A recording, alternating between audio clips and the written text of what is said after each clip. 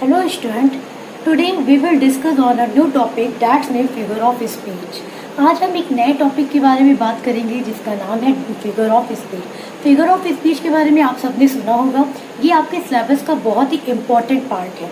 ये इम्पोर्टेंट इसलिए है क्योंकि इससे रिलेटेड क्वेश्चन जो है आपके एग्जाम्स में आते ही आते हैं। इससे रिलेटेड 2 क्वेश्चन बनते हैं और वो 2 क्वेश्चन कैसे होते हैं वो उनको आगे हम आपको बताएंगे।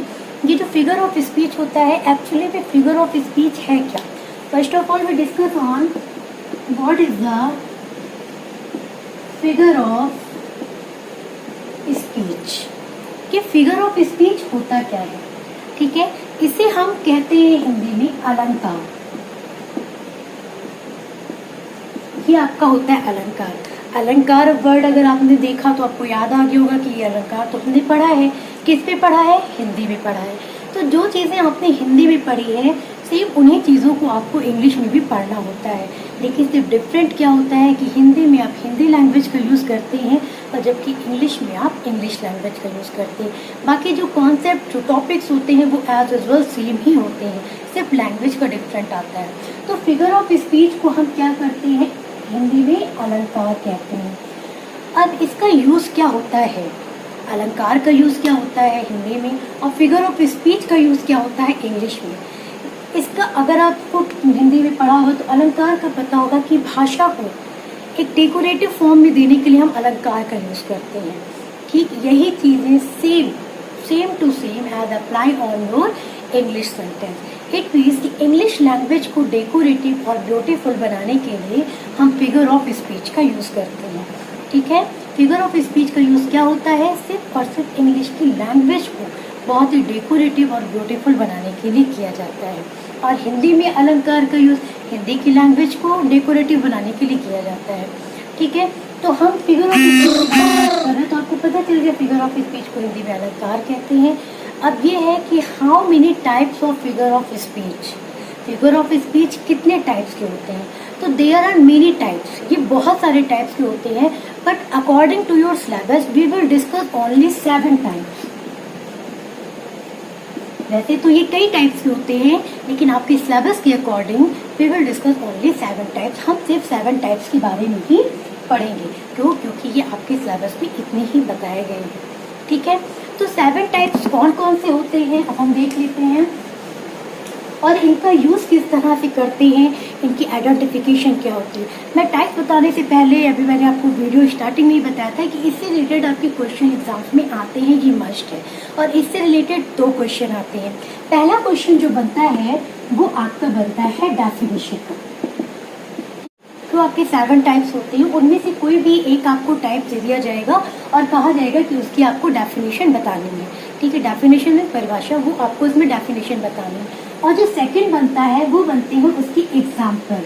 एग्जाम्पल मीन्स कि आपको 2-3 सेंटेंस दे दिया जाएगा और आपसे कहा जाएगा कि इसको आइडेंटिफाई करिए कि ये किस फिगर ऑफ स्पीच का पार्ट है। इट मीन्स जो 7 टाइप्स हैं उनमें से ये सेंटेंस किसका टाइप है। तो इसमें आपको ये 2 क्वेश्चन मिलते हैं। एक डेफिनेशन होता है, एक एग्जाम्पल कहते हैं या फिर कहते हैं कि स्टेटमेंट मिलता है जिसे हमें आइडेंटिफाई करना होता है कि ये किस फिगर ऑफ स्पीच की कैटेगरी में आता है। अब हम देखते हैं कि फिगर ऑफ स्पीच के जो 7 टाइप्स होते हैं उनके नेम कौन कौन से हैं। तो सबसे पहला आपको होता है simile, second metaphor, third personification,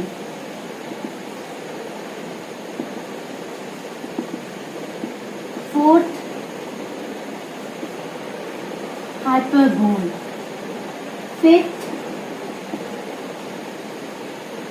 oxymoron, apostrophe and the last ओनोमोटोपोइया, ठीक है। ये आपके 7 टाइप्स होते हैं जिसके नेम है simile, metaphor, personification, hyperbole, oxymoron, apostrophe and onomatopoeia. ये 7 टाइप्स आपके सिलेबस में। इसके अलावा भी और सारे फिगर्स ऑफ स्पीच होते हैं जिनके बारे में हम डिस्कशन नहीं करेंगे। क्यों? क्योंकि वो आपके सिलेबस से रिलेटेड नहीं है। तो अभी जो हमारे सिलेबस से रिलेटेड है हम उन पर फोकस करते हैं। तो आइए अब हम अपने पहले एक टॉपिक के बारे में डिस्कस करते हैं कि कैसे आप पहचानेंगे कि ये सिमिली है, ये मेटाफर है, ये पर्सोनिफिकेशन। हर सबकी एक छोटी छोटी सी आइडेंटिफिकेशन है जिसको आपको पकड़ लेना। अगर आप उसको अच्छे से समझ लेते हैं, पकड़ लेते हैं, तो आपके लिए ये फिगर ऑफ स्पीच बहुत ही इजी हो जाएगा। और ये रियल में बहुत इजी है भी, ये बिल्कुल डिफिकल्ट नहीं है, ठीक है। ये बहुत इजी कॉन्सेप्ट है, समझ लीजिए ये आपके बिल्कुल फिक्स मार्क्स हैं। अगर आप इसको अच्छे से समझ लिए हैं, अच्छे से एक्सरसाइज कर लिए, तो ये बिल्कुल आपके लिए फिक्स मार्क्स काम वर्क करेंगे। तो सबसे पहला हमारा जो है वो है सिमली। सबसे पहले डिस्कशन करते हैं सिमली के बारे में। What is a Simli? Simli को हिंदी में हम कहते हैं उपमा अलंकार। और क्या कहते हैं? उपमा अलंकार। एक मीन्स की सिमली की हिंदी मीनिंग क्या होती है? उपमा अलंकार। सिमली का वर्क क्या होता है? इसका वर्क होता है comparison, comparison between two things. Simile का वर्क क्या होता है? कंपैरिजन करना होता है। सिमली दो वर्ड्स के बीच में या दो थिंग्स के बीच में कंपैरिजन करने का काम करती है। और कंपैरिजन करने के लिए हम इसमें एज और लाइक का यूज करते हैं।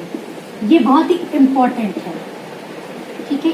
ये दो वर्ड्स आपको याद कर लेना, एज और लाइक। इट मीन्स कि अगर किसी सेंटेंस में एज और लाइक आ रहा है तो हमें क्या करना, आंख बंद करके कह देना है कि it is a types of simile. ये सिमली के टाइप है। इट मीन्स कि फिगर ऑफ स्पीच में ये सिमली के टाइप, ठीक है। तो एज और लाइक ये दो इम्पोर्टेंट, क्या मोस्ट इम्पोर्टेंट वर्ड है। इन्हीं दोनों वर्ड से आइडेंटिफाई होता है कि दैट इज अ सिमली, ठीक है। अगर ये दो वर्ड अगर किसी भी सेंटेंस में आपके आ रहे हैं तो इट मीन्स कि ये आपकी किस फिगर ऑफ स्पीच का पार्ट है? ये सिमली का पार्ट है। और सिमली का वर्क क्या होता है? कंपैरिजन करना होता है दो चीजों के बीच में, ठीक है। Comparison between two things. हमें दो चीजों के बीच में कंपैरिजन करने का जो वर्क होता है वो सिमली में होता है, जिसमें क्या मिलता है? एज और लाइक, ठीक है। अभी इसकी एग्जाम्पल देखिए।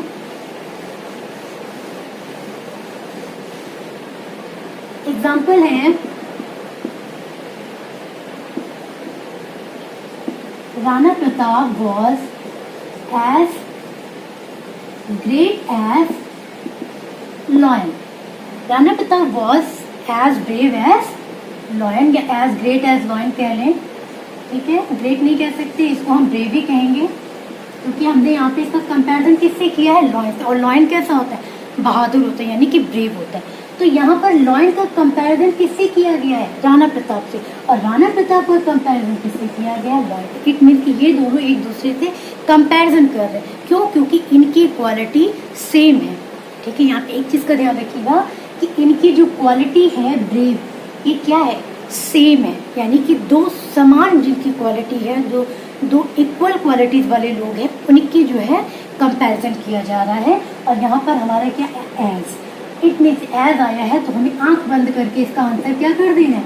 सिमली कर देना। हमें सिंपल सा याद रखना है कि सिमली जो होती है दो चीज़ों के बीच में कंपैरिजन का वर्क करती है, लेकिन कंपैरिजन जिनकी क्वालिटी सिमिलर होती है, एक दूसरे से सिमिलर क्वालिटी में।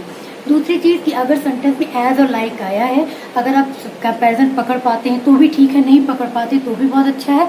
उसमें आपको कुछ नहीं करना है, सिर्फ देखिए उसमें सेंटेंस में ढूंढिए एज आया है, लाइक आया है। अगर एज आया है या फिर लाइक आया है, दोनों में से कोई भी एक आया है तो आंख बंद करके हमें उसका आंसर क्या कर देना है? सिमली कर देना है, ठीक है। नेक्स्ट देखते हैं, next example. Next figure of speech भी है आपका मेटाफर। मेटाफर को रूपक अलंकार कहते हैं हिंदी में, ठीक है। मेटाफर को क्या कहते हैं? रूपक अलंकार कहते हैं। ये आपका मेटाफर और सिमली दोनों का वर्क सेम होता है, ठीक है। इट मीन्स कि ये भी किसका वर्क करता है? Comparison, comparison between two things. It means कि ये भी मेटाफर क्या करता है? ये भी कंपैरिजन करने का वर्क करता है, लेकिन सिमली में भी वही वर्क हो रहा है, मेटाफर में भी वही वर्क हो रहा है। तो डिफरेंट क्या है? एक डिफरेंट देखते हैं एक एग्जाम्पल से। मैं यहाँ पे एक एग्जाम्पल लिख रही हूँ, अभी आपको क्लियर हो जाएगा कि मेटाफर और सिमली में क्या डिफरेंट है। कैसे हमें पता चलेगा कि ये मेटाफर है और ये सिमली है।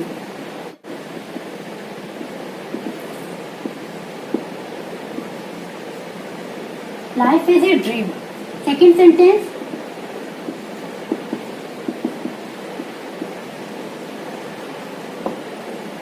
Life is like a dream.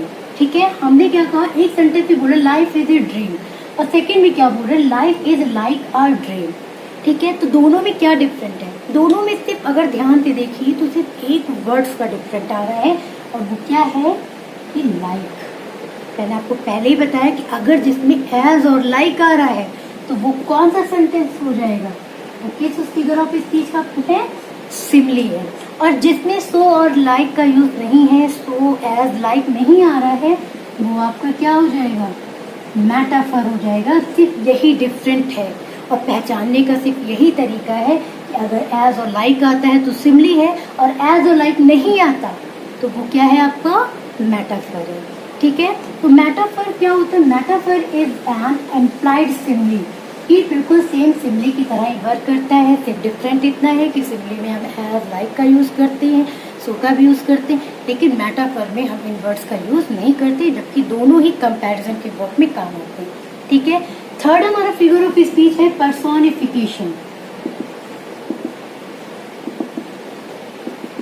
Third क्या है, पर्सोनिफिकेशन। इसको हिंदी में कहते हैं मानवीकरण। क्या कहते हैं, मानवीकरण। अगर हम हिंदी में ध्यान से देखते हैं तो मानवीकरण इट मीन्स कि इसे हम किससे को रिलेट कर रहे हैं, किसी लिविंग थिंग से, किसी लिविंग थिंग्स, यानी कि ऐसी चीज़ें जो लिविंग है। ठीक है, अब इसमें क्या होता है, पर्सोनिफिकेशन में होता ये है कि आपके lifeless object, lifeless objects and abstract ideas present as living being। It means कि lifeless object और आपका abstract idea जो होता है, हम उसे कैसे प्रेजेंट करते हैं, लिविंग बींग्स के थ्रू प्रेजेंट करते हैं, यानी कि वो एक जीवित, यानी कि वो जीवित नहीं है। कुछ ऐसे भी विचार होते हैं हमारे, उनको हमने क्या करते हैं, उन्हें हम as a living being present कर देते हैं। तो लाइफलेस ऑब्जेक्ट और एब्स्ट्रैक्ट आइडिया आपको कैसे हमें प्रेजेंट करना है, हमें एज अ लिविंग बीइंग, यानी कि कुछ ऐसी चीज़ें हैं जो मानव जैसी नहीं है, लेकिन जो हम उन्हें मानव जैसा उन्हें बर्ताव करते हैं, उन्हें मानव की कैटेगरी में रखते हैं, उन्हें ह्यूमन बीइंग, लिविंग बीइंग की तरह यूज़ करते हैं। अब जैसे एग्जाम्पल देखिए, एग्जाम्पल है experience is the best teacher। experience is the best teacher। अब ये टीचर हम किसको कहते हैं, हम ये टीचर शब्द किसके लिए यूज करते हैं, कि टीचर शब्द हम लिविंग थिंग्स के लिए यूज करते हैं। लिविंग का मतलब यहाँ पर क्या हो गया, ह्यूमन से हो गया। इट मीन कि ये शब्द टीचर जो शब्द है वो ह्यूमन के लिए बनाया गया है। लेकिन एक्सपीरियंस क्या है, एक्सपीरियंस हमारे अब्स्ट्रैक्ट आइडियाज़ हैं, ये एक अब्स्ट्रैक्ट वर्ड है। तो यानी कि अनुभव, ये क्या है, ये सिर्फ हम इसे फील कर सकते हैं, इसे हम प्रेजेंट नहीं कर सकते। ये नहीं कि हमने निकाल के रख दिया दिस इज माई एक्सपीरियंस, नहीं, हम इसे निकाल के नहीं रख सकते, इसे किसी को प्रेजेंट नहीं कर सकते। इसको सिर्फ हम क्या करा सकते हैं कि फील करवा सकते हैं, और खुद भी इस चीज़ को फील कर सकते हैं। तो इस चीज़ को तो प्रेजेंटेशन हम दे ही नहीं सकते। ये नहीं, जैसे अगर मान लीजिए मेरे हाथ में ये मार्कर है, ये डस्टर है, तो हमने कह दिया हाँ ये मार्कर है, ये डस्टर है, लेकिन मैं ये नहीं कह सकती कि ये मेरा एक्सपीरियंस है, मैं एक्सपीरियंस दिखाऊँ, ये इतना मेरा एक्सपीरियंस है। नहीं, एक्सपीरियंस को दिखाया नहीं जा सकता, एक्सपीरियंस को सामने इसके थ्रू प्रेजेंट नहीं कर सकते, सिर्फ उसे क्या कर सकते हैं, फील कर सकते हैं। तो जब एक्सपीरियंस को हम दिखा नहीं सकते, एक्सपीरियंस को हम देख नहीं सकते, तो उसे हम ह्यूमन की कैटेगरी में कैसे डिफाइन कर दें, उसे हम टीचर कैसे बना दें। लेकिन जो एक तार्किक बातें होती हैं, जो एक लॉजिकल बातें होती हैं, उनके थ्रू हम ये कहते हैं कि experience is the best teacher. तो इसी को हम कहते हैं पर्सोनिफिकेशन। कहते हैं ना कि अनुभव हमारा सबसे अच्छा गुरु होता है, यानी कि हम एक्सपीरियंस के थ्रू काफ़ी सारी चीज़ें सीखते जाते हैं।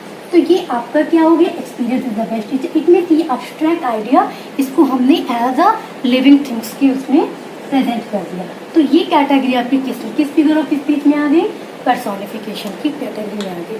आज मैंने आपको तीन फिगर ऑफ स्पीच के बारे में बताया, जिसमें आपका एक सिमली था, एक मेटाफर था, एक पर्सोनिफिकेशन था।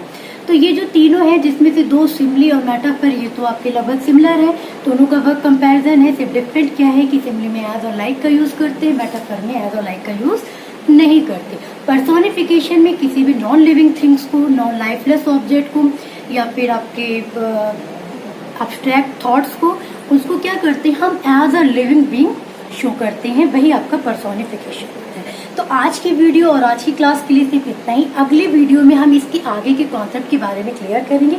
तब तक अपना ध्यान रखिए, हंसते रहिए, मुस्कुराते रहिए।